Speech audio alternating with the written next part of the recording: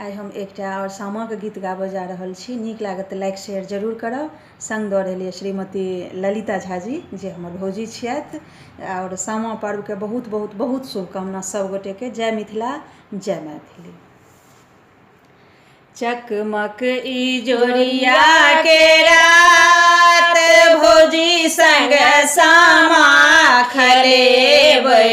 चकमक इजोरिया के रात भौजी संग सामा खेलेबै।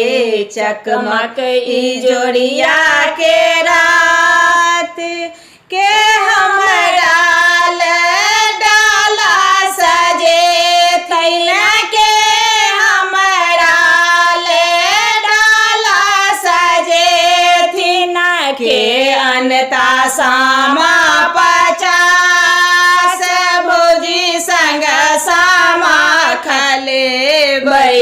चकमक इजोरिया के रात भौजी संग सामा खेलेबै।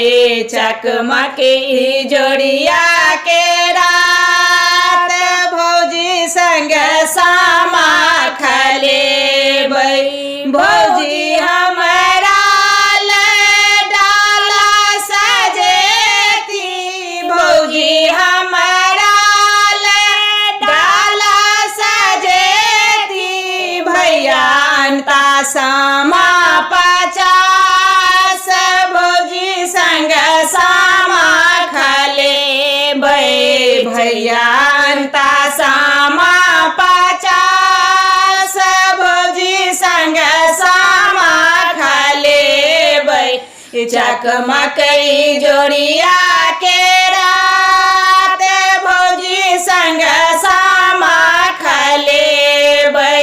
सामा खेला गेली बहिन पोखर किनार में। सामा खेला गेली बहिन पोखर किनार में। झीर झीर बहे बसात भौजी संग सामा खेलेबै। झीर झीर बहे बसात भौजी संग सामा खेलेबै। चकमक इजोरिया के रात भौजी संग सामा खेलेबै। चकमक इजोरिया